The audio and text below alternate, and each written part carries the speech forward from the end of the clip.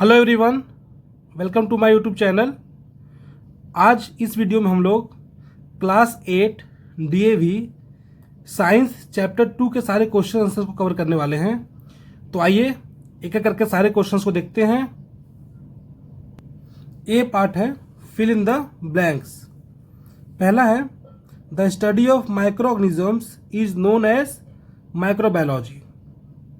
The bread dough rises because of the production of carbon dioxide.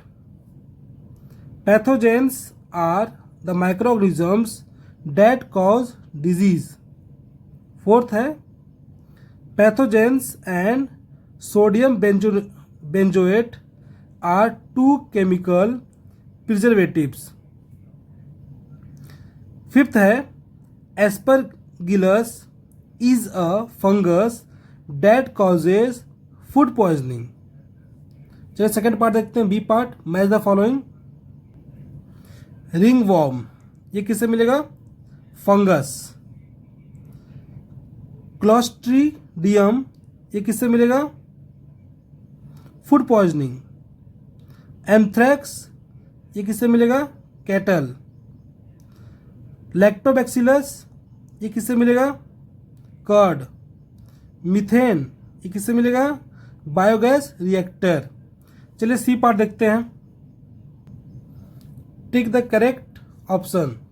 First है the process that helps milk to last longer but does not kill all microbes present in it is known as pasteurisation.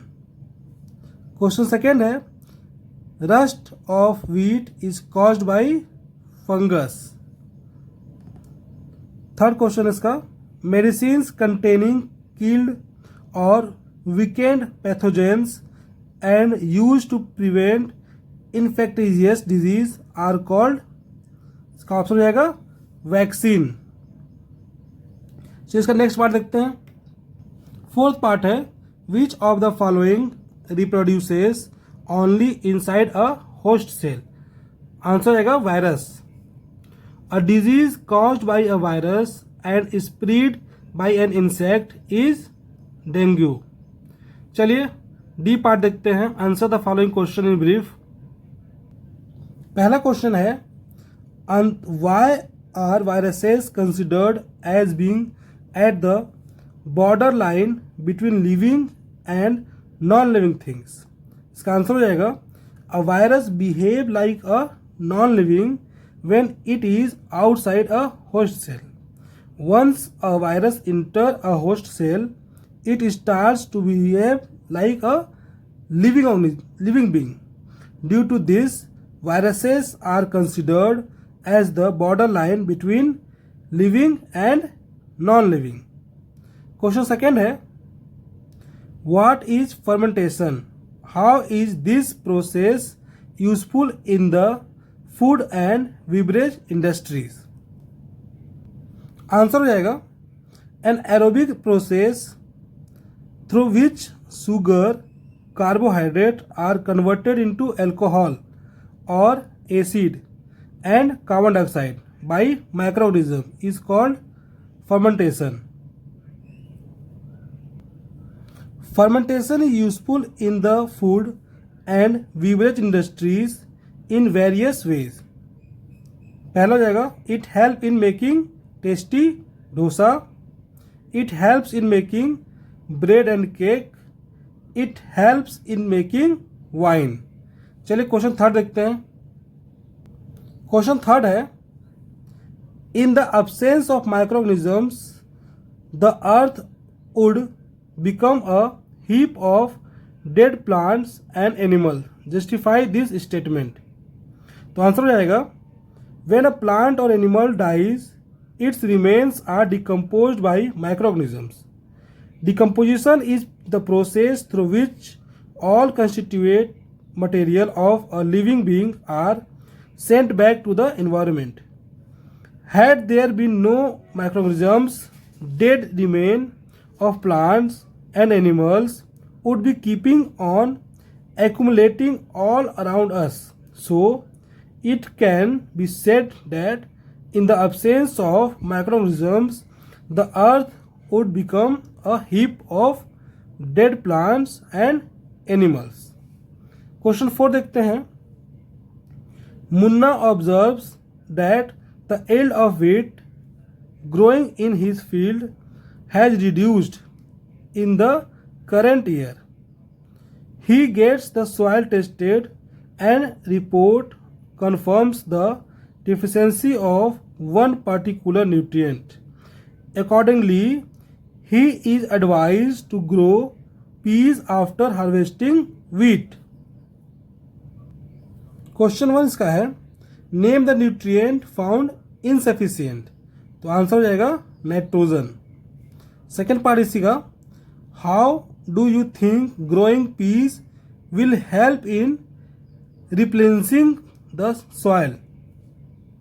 Answer हो जाएगा, pea plants give shelter to rhizobium bacteria.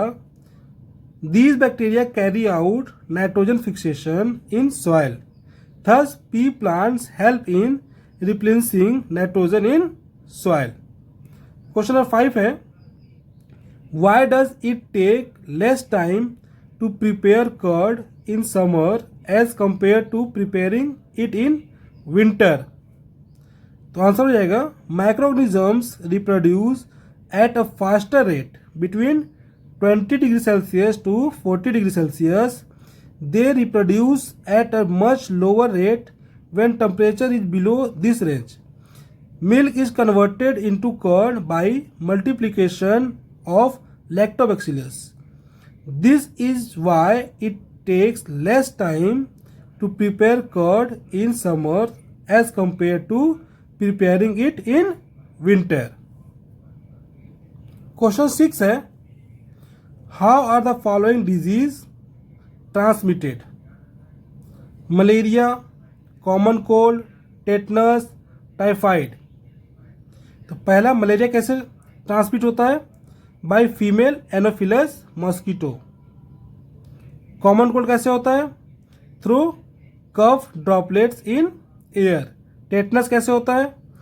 Through cut by a rusted iron article. Typhoid through contaminated food and water. Question 7 है, what are antibiotics, how they produced, give 2 examples of these.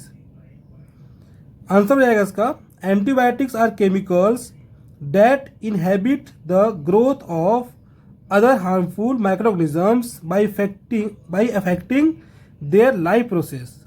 Antibiotics are prepared from microorganisms. 2 examples are penicillin and streptomycin. तो ये D part cover हो गए. चलिए ई part को देखते हैं. Answer the following questions. पहला इसका, microorganisms are very useful in manufacturing different food items. Explain the above statement.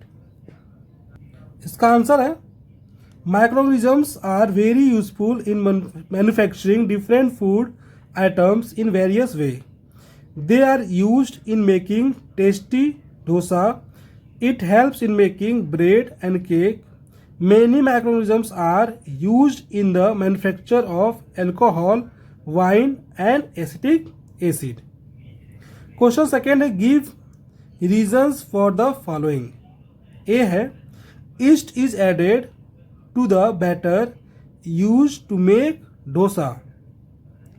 Answer हो जाएगा इसका, yeast is added to the batter so that fermentation take place.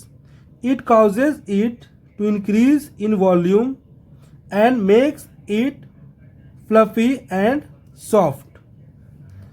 B part है इसका, it is important to brush one's teeth before going to bed.